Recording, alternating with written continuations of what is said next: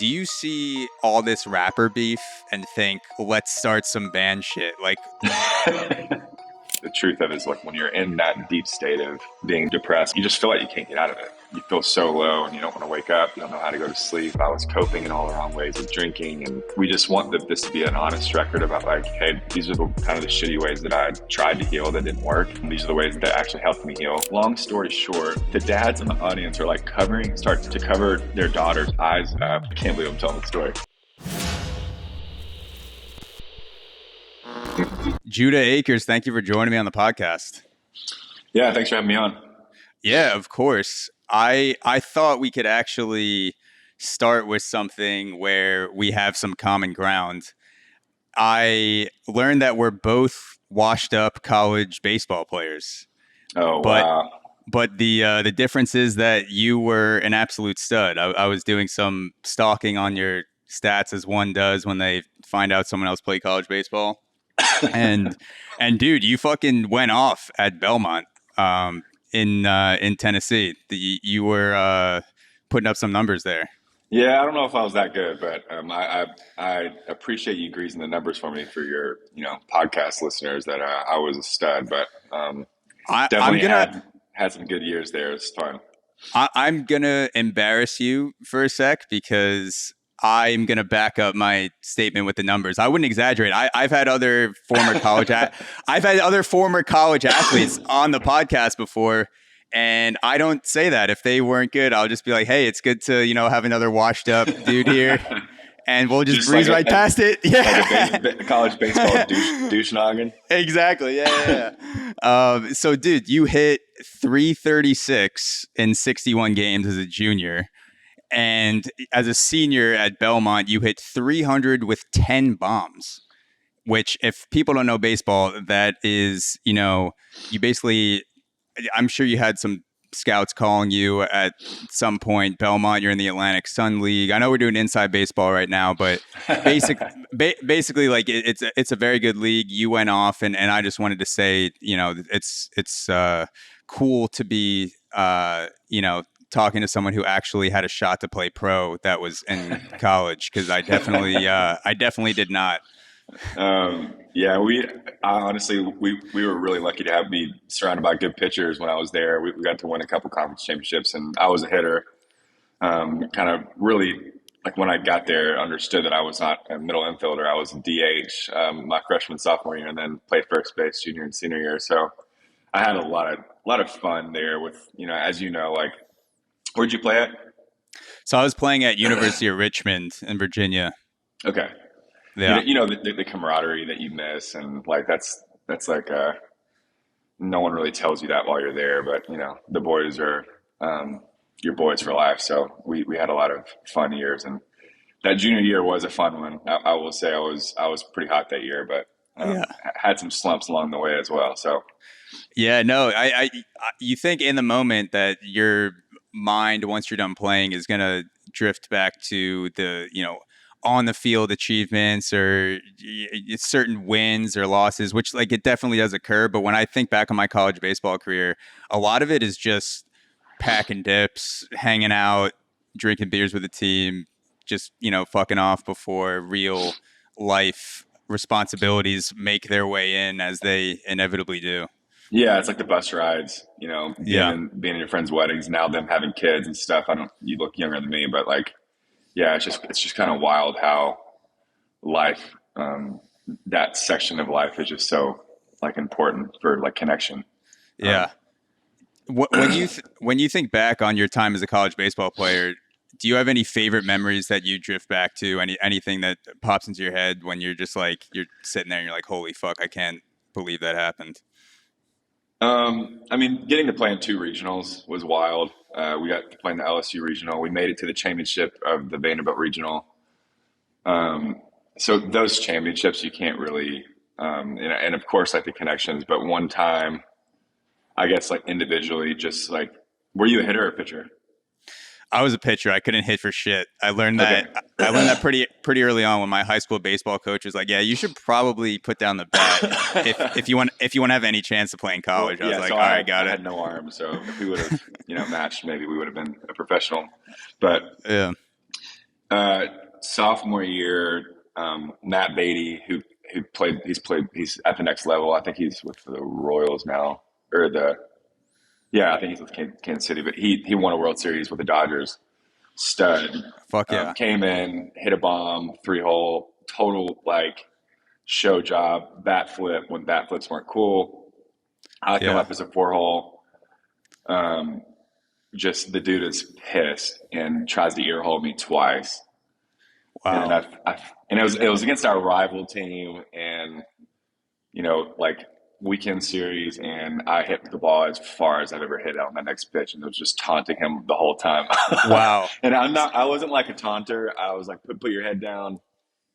And I can respect like you're trying to go for the ear hole like on one, but that second one came, and the dude was like probably low to mid, low 90s probably. Yeah.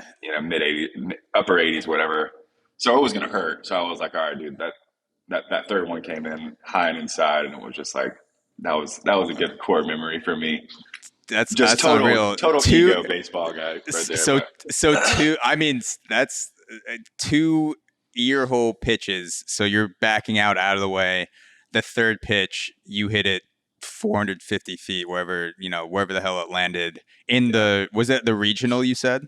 No, it was just like a weekend series. It was like an important weekend series against Lipscomb, our rival. Still. So yeah, it was. I never really taunted. I mean, I should talk to umpires, but that was just my personality. But like, never like was like a backflip or anything like that. But that time, I was like, "Fuck you, dude!" Yeah. Like I'm coming at you. As you should be. I'm a big fan of stand-up comedy, and I was just watching the roast of Tom Brady last night on Netflix, and one of the things that Kevin Hart was saying, he was hosting the roast. He's like, "Look, I've got these guns loaded. If you're safe unless you come at me first, and then I'll fucking drop dick on you." Like his version of going deep as a comedian. So I think if someone throws at you first, that's completely fair to pimp the shit out of it. Yeah. I appreciate that validation there. Yeah. So I'm curious because you've obviously you've transformed your athletic drive and your creative drive into a successful career as a musician touring the country in a very prominent band.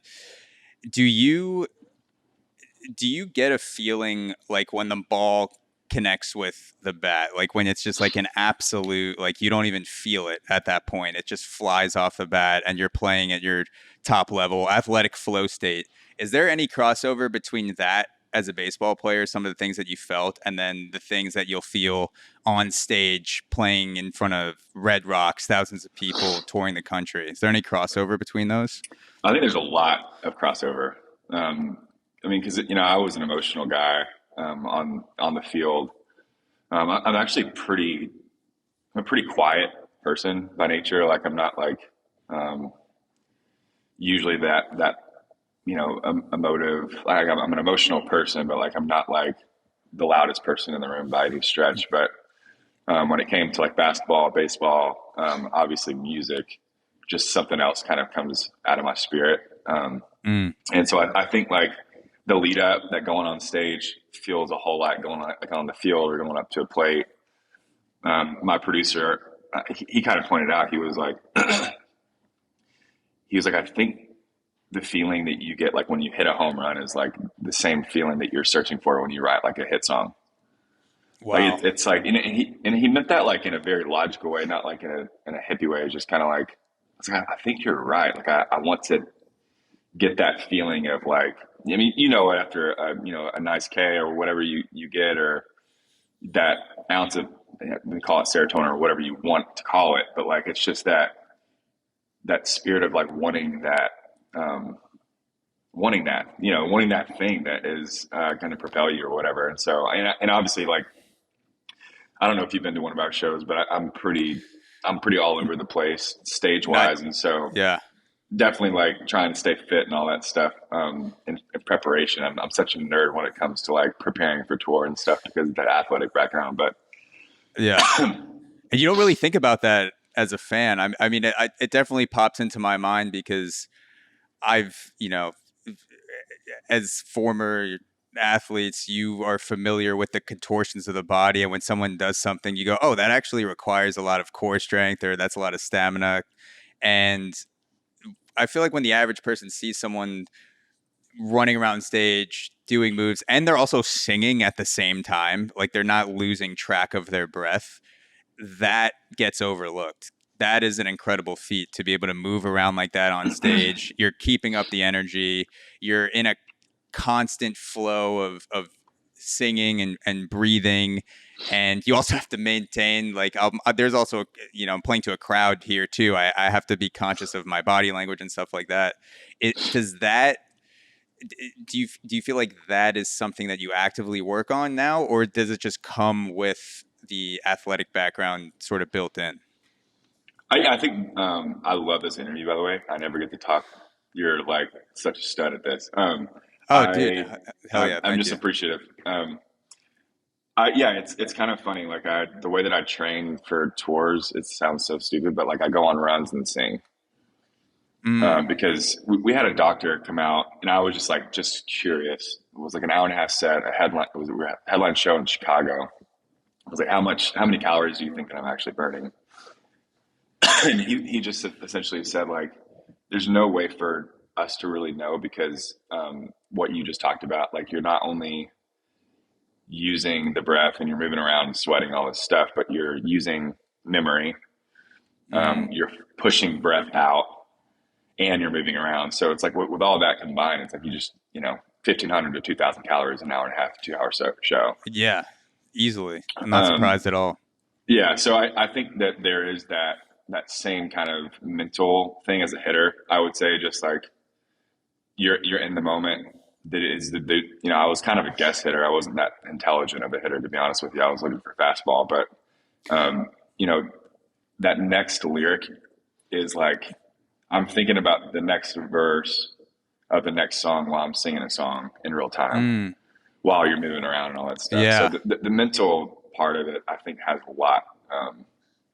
a lot to do with what people don't really think about as a singer. Because, it used to be my biggest fear. I don't really, I'm not too worried about it now. But, like, missing a lyric was, like, a big worry of mine when we started out. Now I don't really care. I mean, not saying that I don't care, but it's not like forefront of my mind. Yeah, you can miss a lyric in a professional manner. I'm sure there are things you can do to draw attention away from it, or it happens. And and people just don't give a shit. Like, they're not there to see me, sing every perfect lyric, every note. I think that I want to believe that they're there for like a spiritual experience of like, of music, Yeah, 100%. Dude, I'm just thinking, like, if I was on stage, my go-to, if I forgot a lyric, like even an entire line, I would just hold the mic to the audience and hope that they sing it back and be like, all right. Be like, oh shit, it's coming up. Fuck. Hold it out. Yeah. Like, all right, I'm good. No one sings. Yeah. Yeah, there's 12 people in a shitty bar, and I'm like, oh yeah, I forgot no one knows who I am yet. You can't do that with a joke, I don't think so. Yeah. So you said you'll run and sing at the same time. Yeah, I'm like the crazy person in the neighborhood, but it really does like help. I also got into the Wim Hof breathing stuff as well, like essentially just working on lung capacity and breath holds. Yeah. The 2 hour running thing or whatever while singing is actually straight from the Queen, Beyonce. Hell yeah. So she makes it look way better than I do, but it definitely has helped because me and Bear, so Bear, we're out with Need to Breathe right now. He played college football, and we talk a lot about how,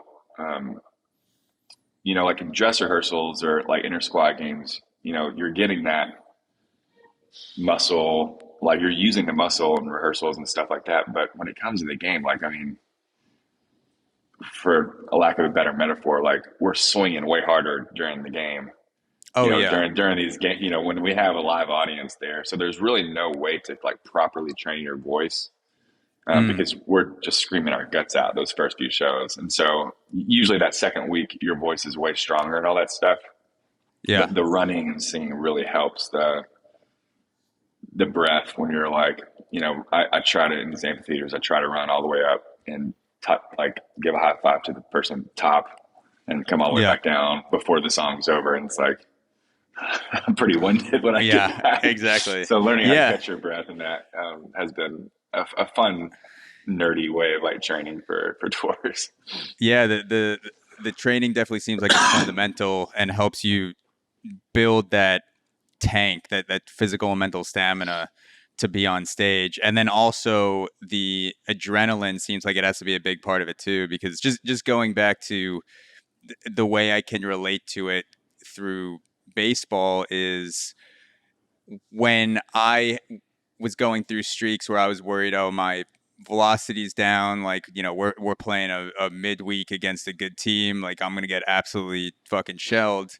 And I'd throw a bullpen and it would be one velocity and I'm like fucking trying to pump it in to test out my arm. And then the game time would come and all that adrenaline kicks in. And then I look at the scoreboard, I'm like, oh, it's back to normal. And I can't control that. Like, it's just being being on the, quote unquote stage of athletic performance, which is nowhere near what you're experiencing right now on tour, but just like in my own way, I've No, experienced that I sort bet of it is that's similar. Yeah. experience, like that adrenaline kick where you're like, oh yeah, I forgot about like the live adrenaline kick. Like that also helps you out too. Yeah. Yeah. And then, I mean, it's a lot like baseball, like stressing never helps. Yeah. Like I've found that even if my voice is getting close, because, the secret big fear of any singer is like, man, these people are coming to the show and we want to give them our best. And if vocally, you're sick, or I've kind of had pretty bad allergies, as you can probably tell. Stressing does not help. Yeah. Sounds good right now. Stressing over a pitch doesn't help. Yeah. And so I think the more mentally you can like learn to let go, not to get too heavy, but that's kind of like what's been beneficial for most of my like vocal training, if that makes sense. Yeah. No, there's I forget which song it is on the new album, The Process, which people should definitely go check out. It'll be out on May 10th after this comes out. The album will be out before this comes out. So definitely go check out The Process, Judah and the Lion. There's a song in the album where you're singing out Let It Go. And I forget the exact lyric, but it's let me see if I have it written down here. It was about letting go. And I remember it just struck me because I was listening to it last night. And Nina, your press contact, was kind enough to send me the forward release, and that part of the song in particular really, like, it felt emotional and coming from a place of truly having let something go and getting over something, whatever it was, to the point where it was palpable through the music. Yeah, I think you're talking about Floating in the Night. Floating in the Night. It's on the bridge where it's just like, I don't know how to let you go. I don't know how. Yeah, that sounds right. And I think that's been a big kind of thematic, story in my life of just like learning how to, essentially like surrender to like what is. Yeah. Which is, we could relate anything to baseball, but just like in life, I think being a little bit more open-handed and like less, because the athlete in me is like, I think I can control everything, and fucking, I'm going to take this ball and I'm going to ram it down your throat, like, let's just do this. But the truth about like when life happens, like learning to like live in a posture of like surrender and open-handed has been a little bit more beneficial to my mental health for sure. Yeah. What was the spark for you to transition from college baseball player athlete to, I think I want to be a pro musician, or I think I want to be, just a musician in general? So I started getting like decent like amount of letters after my sophomore year, and that was like such a dream come true. I mean, to get like have the coach come in, like give you a letter from the Braves or whatever, which was always my team of the South, where I grew up. But when it came down to like, it was like the band started. I just had this like really hot junior year, a little bit more heat, and the band started that so it was like December 2011. We really kind of came out with our first EP in 2012, and coach came in and was like, "Hey, I really think you should go, play Cape, like wherever, play a good summer league." I probably would have played second base at the next level if I would have ever made it. But I just like looked at it and I was like, man, these two things are going to take a lot of work. Music, obviously, to make it at any level of music, you have to work really hard. As you know, with baseball, it's like, I mean, my boys that went in, just you have to work for forever, and then at the potential of maybe it happening, or maybe you go through a slump. I had buddies get hurt, all this stuff, and so that summer when I choose to go on like a house show tour instead of going and play in the summer league was kind of. I look back and I was like, I think I was just a bit burnt out of baseball, even though we had some success. Like I didn't have that like vigor and passion for it like I did. And music was just a place I think that I just always had that passion. Like it just wasn't going away. So I was like, I just knew, I think maybe even subconsciously, like I knew in my heart that I would work for the music. Yeah. And I didn't, and I probably didn't have what it took, honestly, in baseball. So it's probably also my body protecting itself. But I didn't know that I would go and do the 250 shows a year with the boys and like play shitty shows, do the shitty gigs, earn our stripes a little bit. I'm at this point, I'm very glad that I did make that choice, and I've kind of got to live vicariously through, some of the guys that have done really well, like Matt Beatty. Matt Beatty got a World Series with the Dodgers. So, fuck yeah. And it's like even if you did have the skills to have an exceptional pro baseball career, make it to the MLB, be able to make a living like that. There's something to be said about the direction that your soul is pulling you, regardless of skill output. Like it's always good to have a little bit of talent to start, but if there's something inside you that is saying like, I need to get this out of me, whether it's a song or doing reps on the baseball field or book, whatever it is, painting. I feel like it's so important to listen to that voice whispering that all of a sudden, starts to become a shout. Do this fucking thing. Like you don't even know why at the time. And it sounds like you followed that instinct. Yeah, very much so. And I trust that voice too. Like I think that in life, and sometimes those stages, like what you just said, it's like, it's not like a whisper. It's kind of obvious.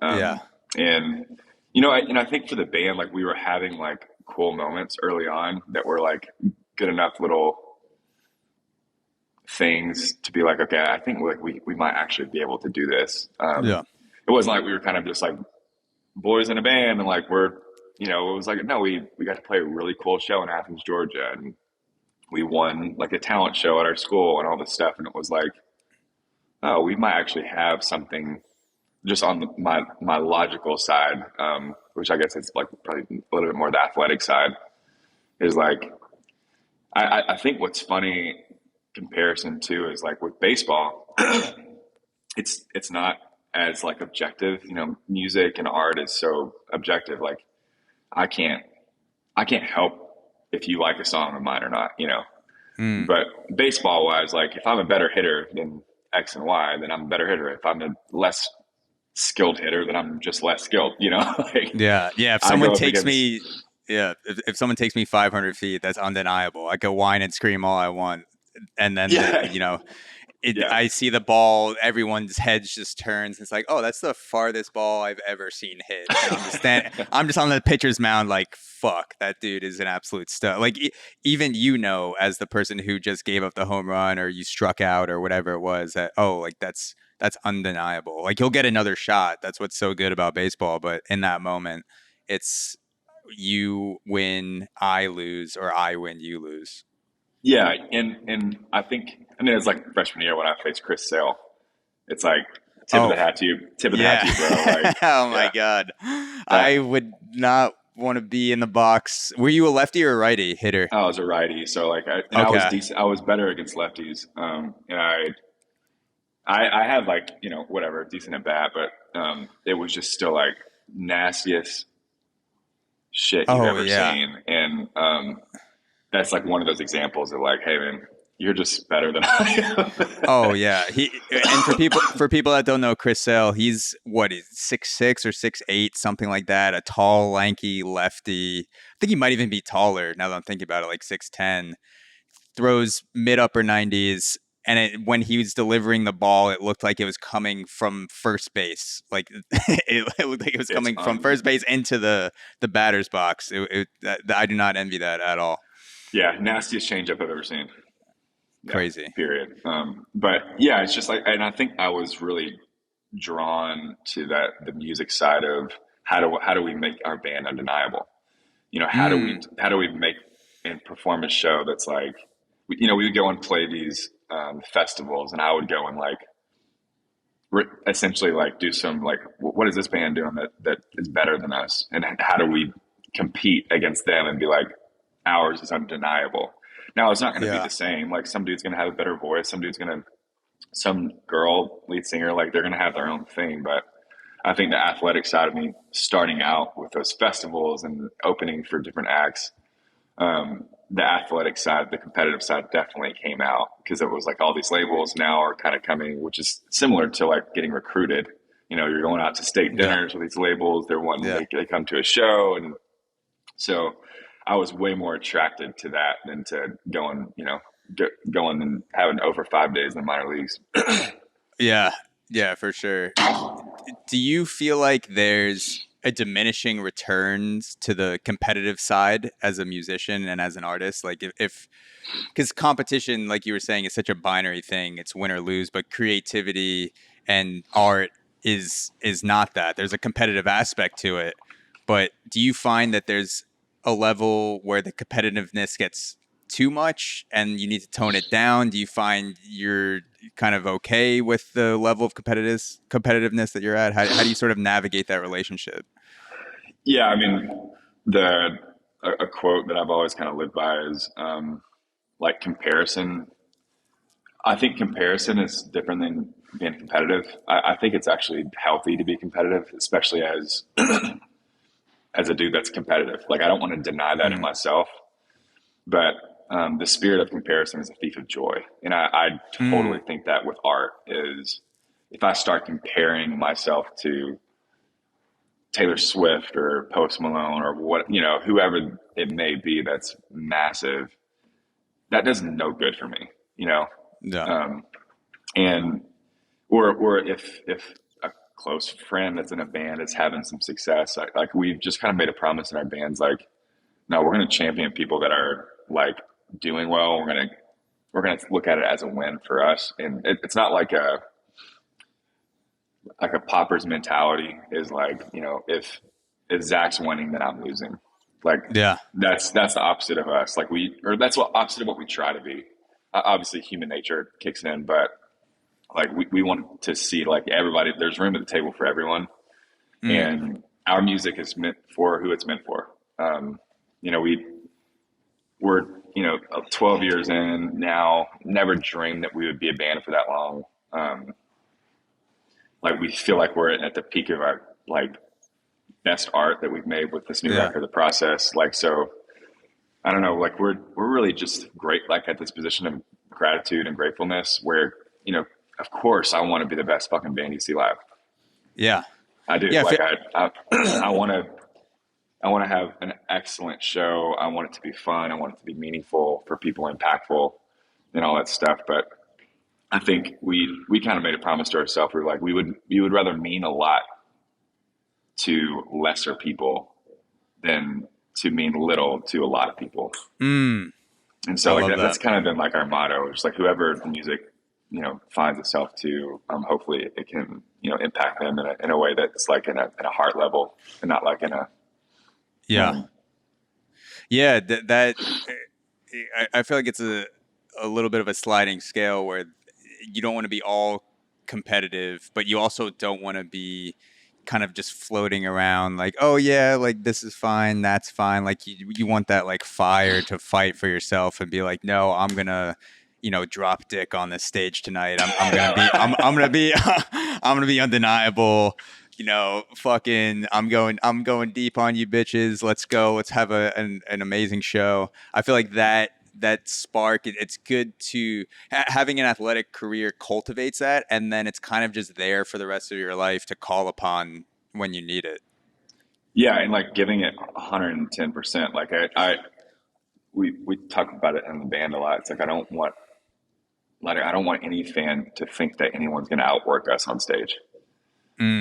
Like we might not be the best band, we might not be have the best songs, but like we're going to have the most fun, and we're going to like give it everything we have.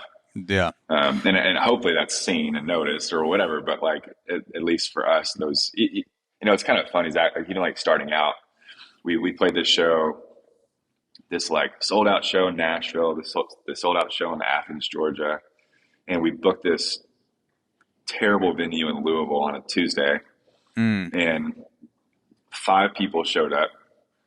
Oof. And they were all on our guest list. Like it was our family essentially. Like yeah, they're all looking at each other like, were you invited too? You were okay. And like we made a promise. There's like if we don't give these people that are there that are like literally like our uncles and aunts, if we don't give them everything we have, then we don't deserve to headline Bonnaroo, one day or whatever it may be. And so that the athletic side definitely comes out in those ways for sure. Yeah, and that seems to be the mentality that the bands like yourself have that make it to that level where you're playing in front of thousands of people. And if you took away 9,995 people, they'd still play with the same energy. They'd still say, fuck it, we're gonna go all out, give these people the same show. If they like it, if they don't like it, we're just going to give them everything. I feel like that's a through line to a lot of people that make it to that level, not just in music, but, whether it's stand-up comedy or writing, whatever it is, like I'm going to just give it for the sake of doing it. Yeah, that's the way it has to be. Yeah. So going off of like the nitty gritty work and like outworking the, not necessarily the competition, but just like outworking it for the sake of yourself and going through those early days. What were the early days of being a musician like? Like once you made the switch of, okay, baseball is not going to be it. Now we're going to do these shows of playing for 5 people. We're going to, play sketchy venues. Can you tell me about being in the shit before you even knew if things would work out? Yeah. So, early on, it was just like, it's so funny looking back. Cause I told Brian, my bandmate, in the band, I said, how did we do this? Like looking back, me and Brian lived in the same room, in the same bed in Nashville. Cause we couldn't afford rent. So we split a room for $200 each. So it was $400 a month. Got to do what you got to do. Which is so cheap now. And then we would, I think we would play around 150 to 250 shows for the first 7 years. So a year? A year, yeah. Holy shit, for 7 years straight. That is insane.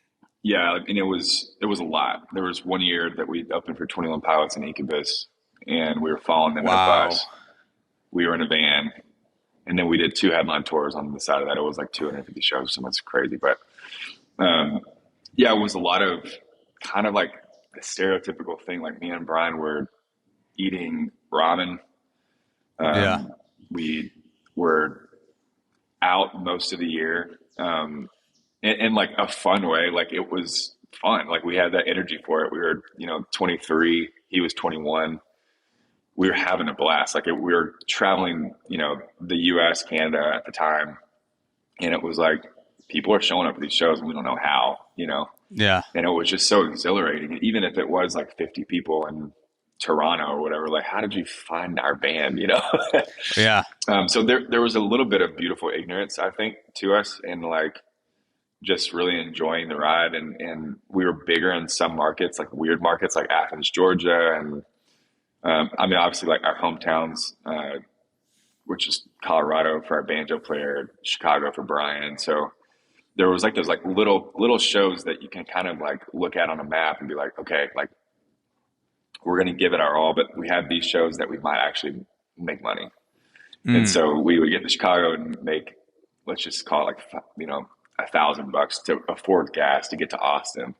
Yeah. It's all of that kind of grind. And, but we were like, and I remember we were in Sweden, on one of our first tours, and, in Sweden, a lot of the hotels, the promoter was putting us in, like, had like amazing breakfast, like food.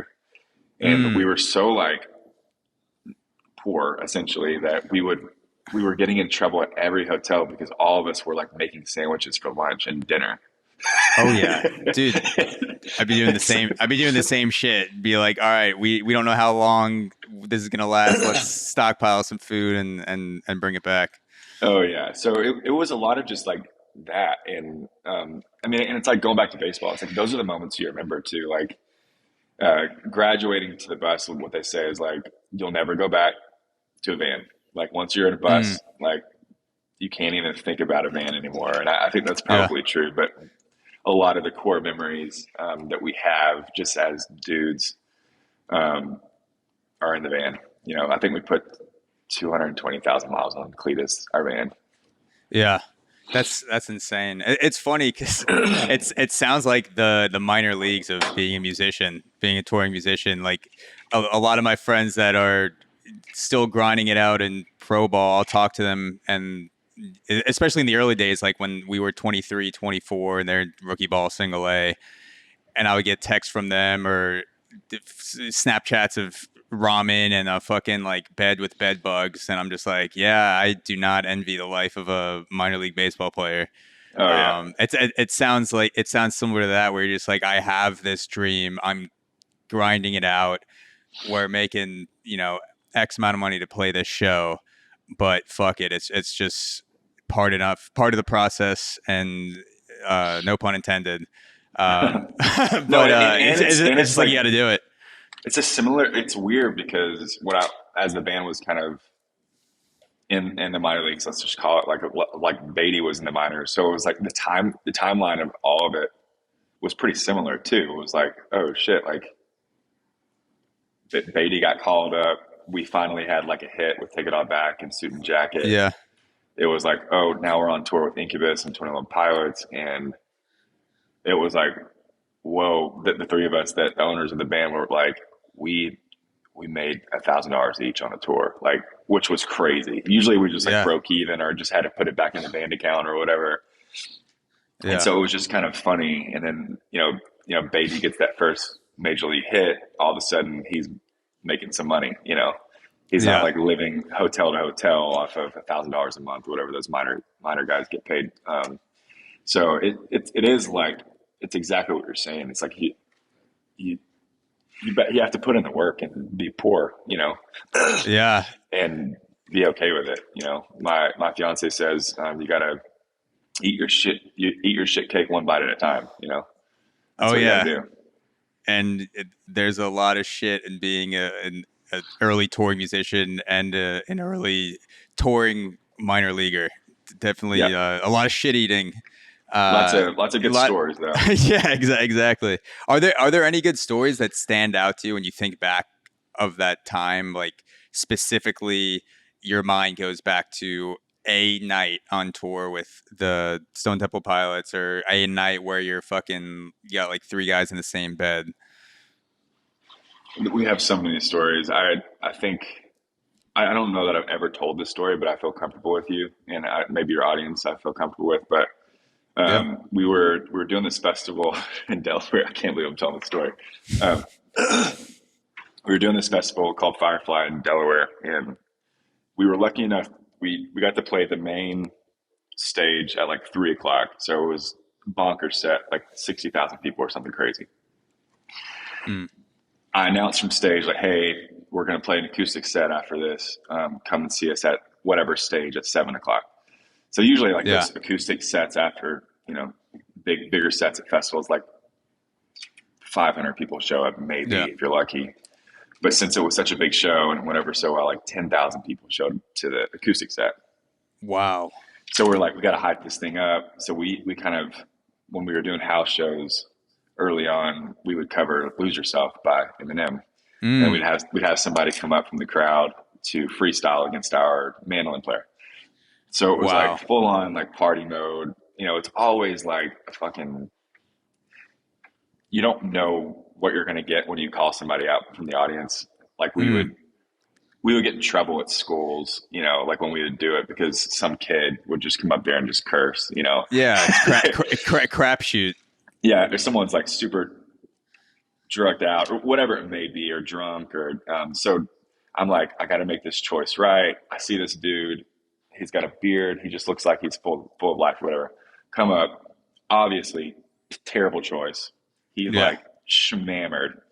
And, but at that point you just got to roll with it. Right. So he gets up, long story short, the dads in the audience are like start to cover their daughter's eyes up, and we're just like rocking. We're like rocking up, you know. And I was gonna say that's the wrong part of the body to cover up, cover their ears instead of their eyes. Just like, you know, there's like 15-year-old, you know, I don't know how old 15, 19-year-old girls, and the dads are in the front row, like covering their eyes up.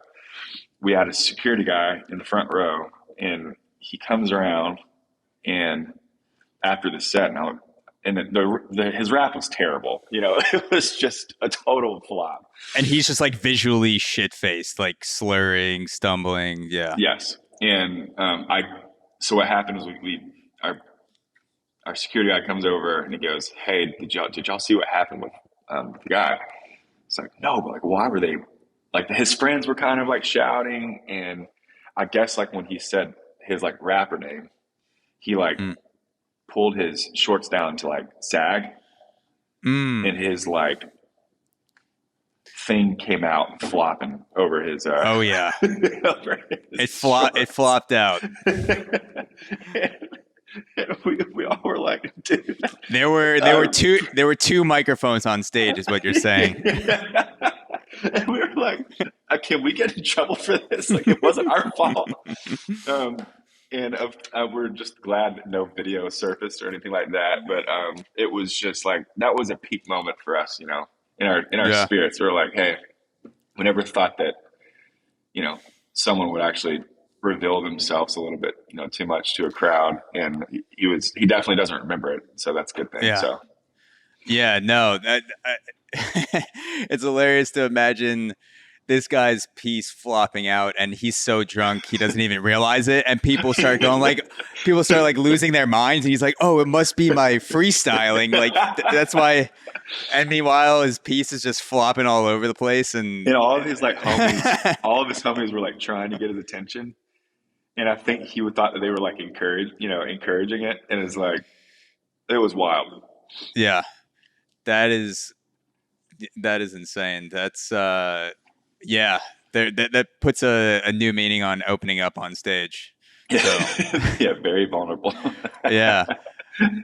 So I want to get a little bit deeper into the album, The Process, which again is dropping May 10th. And I understand that it's inspired by Kubler-Ross's 5 Stages of Grief.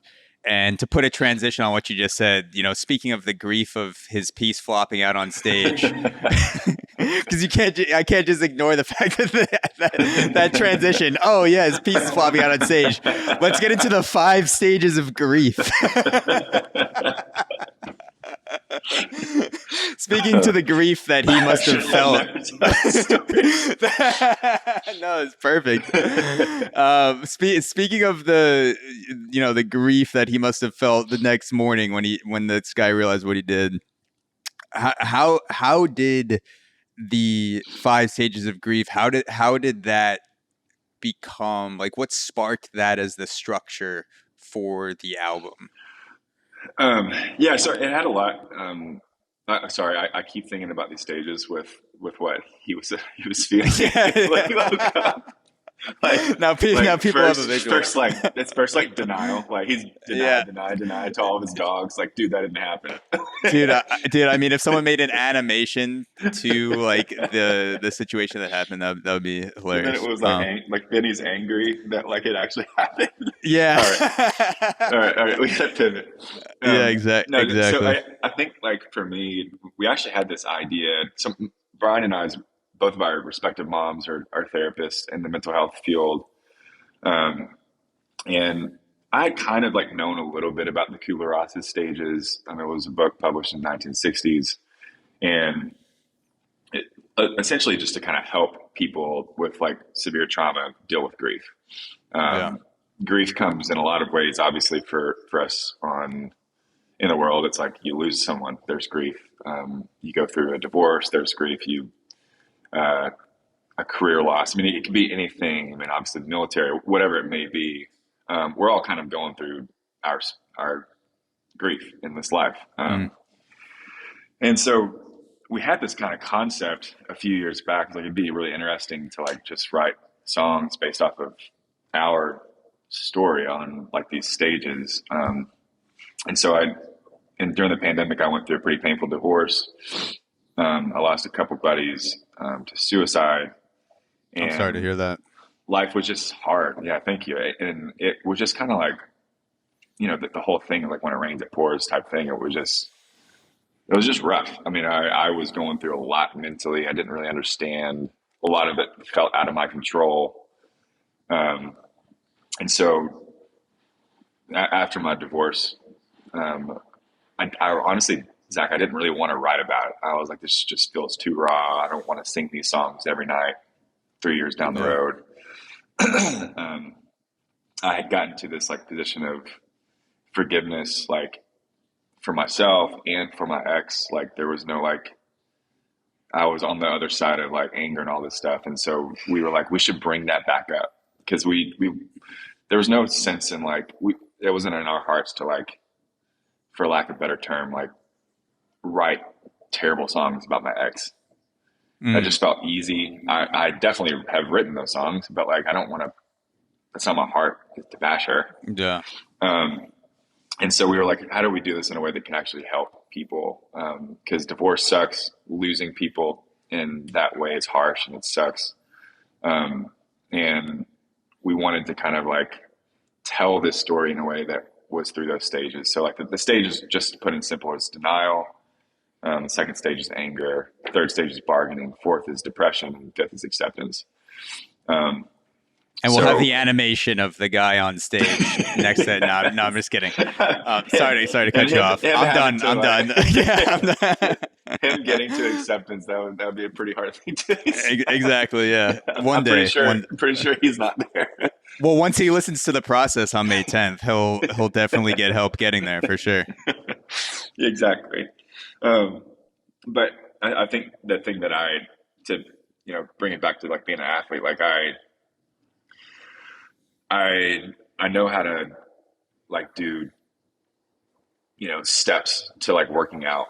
If I want to lose some, like if I feel like I need to lose weight, like I know the steps I need to take to like get back in the gym, like start eating healthier, drink less, like all this shit, like, as athletes, like if I need to hit better, I'm going to go and do this stuff. But the thing that's true is like for grief or for divorce or for losing, like there's no curriculum for it. There's no like step to step process. And even these stages, like it's not just because you're like through denial that you're not going to be in denial again. It's not through anger and then you're done with that stage. You're never going to be angry again because you're in acceptance. It's just not true. So a lot of the record is just about being able to kind of accept what is, accept and hold like these different emotions all at the same time. So you can hold pain and hope at the same time. You can hold true loss and grief and joy at the same time. And I feel like that's what we want the record to be for people. Just like if you're going through the shitstorm right now, like you're going to be okay. You're not alone.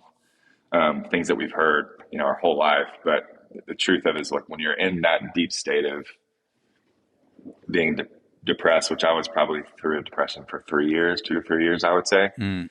And you just feel like you can't get out of it. You feel so low and you don't want to wake up. You don't know how to go to sleep. I was coping in all the wrong ways with drinking. And we just want this to be an honest record about like, hey, these are the kind of the shitty ways that I tried to heal that didn't work. These are the ways that actually helped me heal. And, if you're in that deep state of whatever it may be, like you are going to get out of it and you're not alone. And reach out to your folks that, mean something to you. Yeah. I mean, you say it in the opening track and Denial, healing isn't meant to be a creature of fun. And when you're talking about depression, and I've been lucky that I've never been through a depressive period that long as 3 years. So I'm sorry you had to go through that. But like there's that line made me think of the things that you just have to do to heal yourself, kind of like that athletic repetition where it's not going to be fun, but if you want to get better, you just have to do it. There's no way around it, whether it's simply going outside that day or doing a meditation, calling a friend, going to a therapist, whatever that may be for your personal healing process. Like it's not going to be fun, but just fucking like do it and then see how you feel after and then talk to me. So that was a really, really cool and deep line for me. Yeah, I appreciate that. Yeah, it to me, it like feels backwards, right? It's like going to the source of it.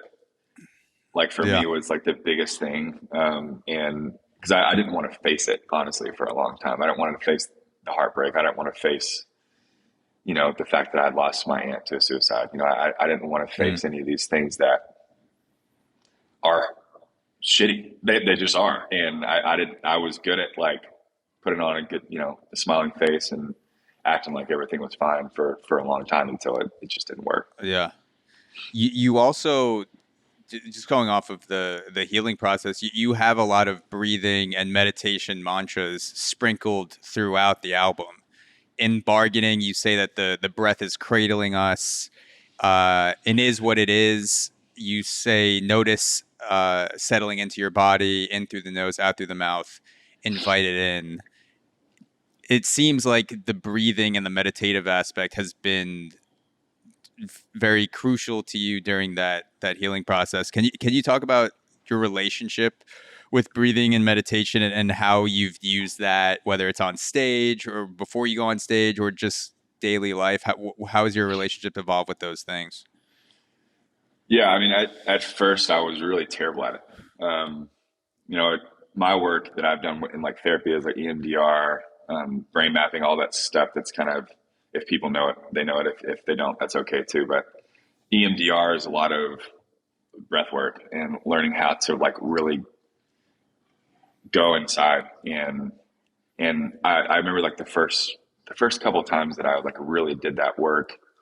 Now with my mentor and friend, whose voice that you can hear on the record, James, like I couldn't even like close my eyes without like freaking out, in that deep state.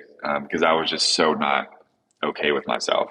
I was ashamed. I felt guilty. I felt, all these shitty things. And I honestly literally couldn't. It sounds so elementary, but like, even like to close my eyes and to do that.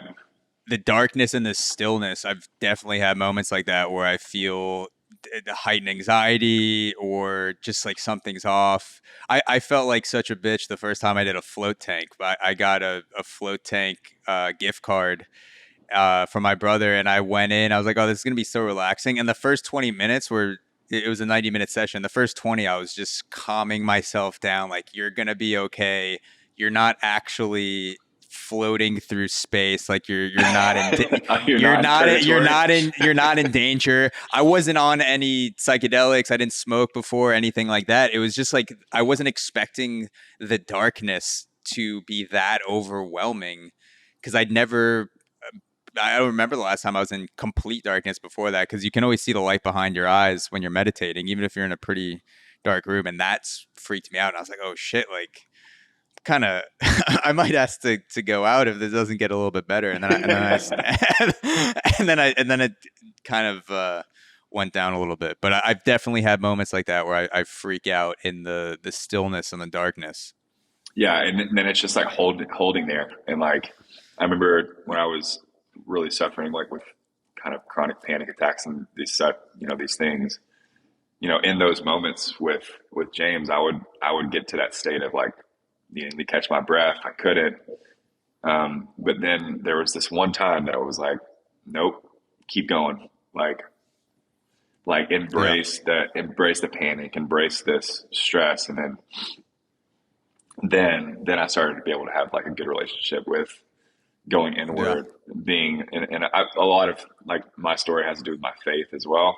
Like I'm a big advocate of prayer and allowing like God for me, like to like really love on me and love those deep places of me that I didn't want to face. And so meditation became this place where I was like, oh, I can go here and feel safe, and I can actually, instead of hitting the tequila bottle, like maybe I should go and do this thing, and get alone and have this space to kind of like really breathe in, what is true. And that's where the bulk of my healing is. So we wanted there to be like a very, it sounds kind of funny, but like a very practical way of telling people like meditation was a big part of this, journey, for healing. And I think the more people can, because Zach, it's so elementary, right? It's like, oh, it's like meditate. And then I would hear that and be like, you're a hippie or whatever. Like I had all these stereotypes with, breathing, like that's going to heal me, really, dog. Like,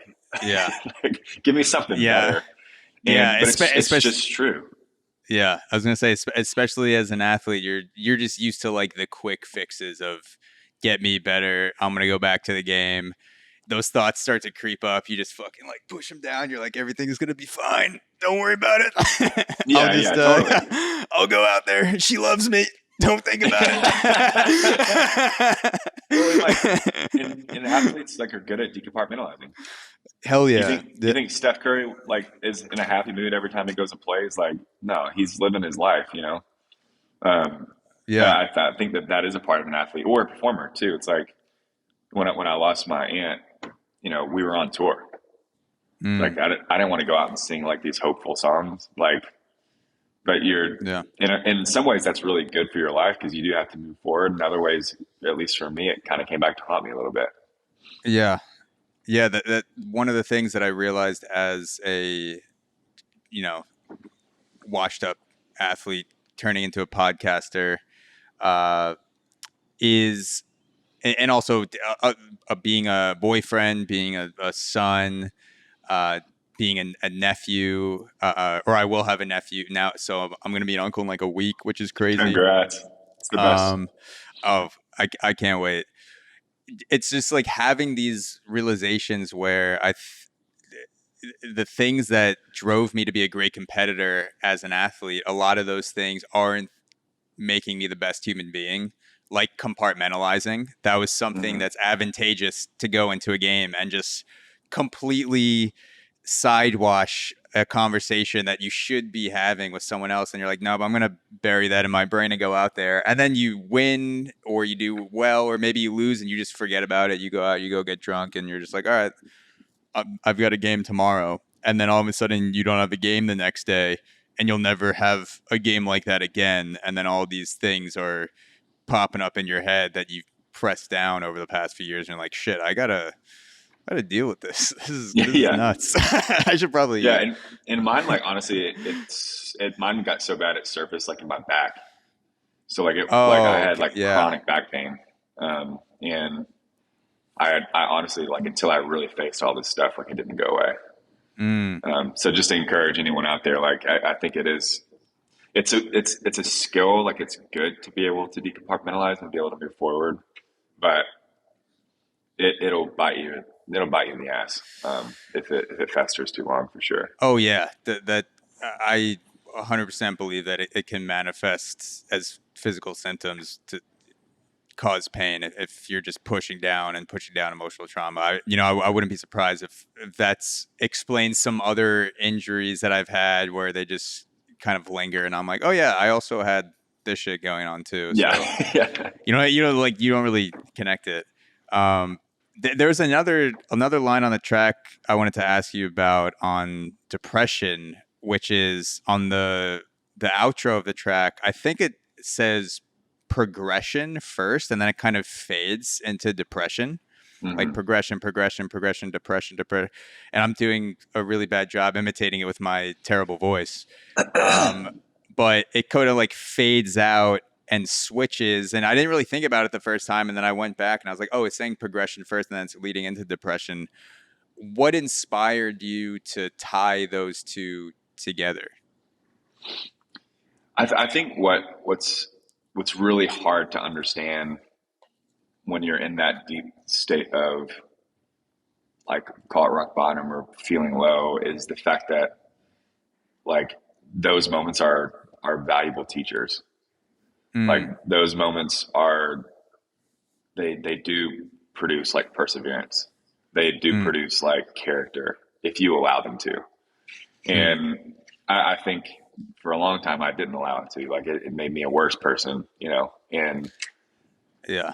but that's just a part of, like, the, for lack of a better term, that's just a part of, like, the process. Like, I wish I could go back and see, like, during those moments of deep lows, or reaching out to my sister for the first time about what was going on with my divorce. Those are the moments that, like, make me who I am today, which is just, like, strong. I've been through shit. I know how to get through shit now. Yeah. I'm not living with anxiety. I'm not living with fear. Like, so I think we chose to put, like, the progression in, like, the depression column, because it's like that stage for me. Even when I go back to it in real life now, it's like, it's such a teacher, and it's such a way for us to, like, really progress and create empathy for other people. It's meant to, like, give you an ounce of reality, you know, because now I can look at someone and be like, man, I see you. This fucking sucks. But you're going to get through it. And I can mean that because I've been through it. So it was like, but you can't see that during the time. It's like impossible. It's such a, because you're so isolated, and you don't want to, I didn't want to tell anyone about it. You know, the first time I kind of opened up to my sister about it, it was just like super, I don't know, like, you just, essentially you're just, like, being told in your own self narration or spiritual or whatever you want to call it, like, you're just being told all these lies.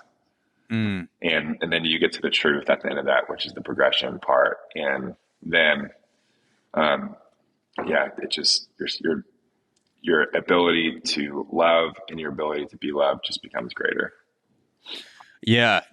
I kind of took it similar to that, where you are taking these steps, whether you're, you know, kind of like, depression is so complicated, and my older brother struggled with depression a few years back, and I started to learn more about it, just like digging into what he was going through, and you know, I would feel a lot of things towards him as well, where it's like, I didn't understand that his brain was broken. Like, why is he staying in bed all day? Like, he, you know, it's like asking someone with a broken leg to go run a race. Like, you can't do it because you just have all these things that are off emotionally or spiritually, physically.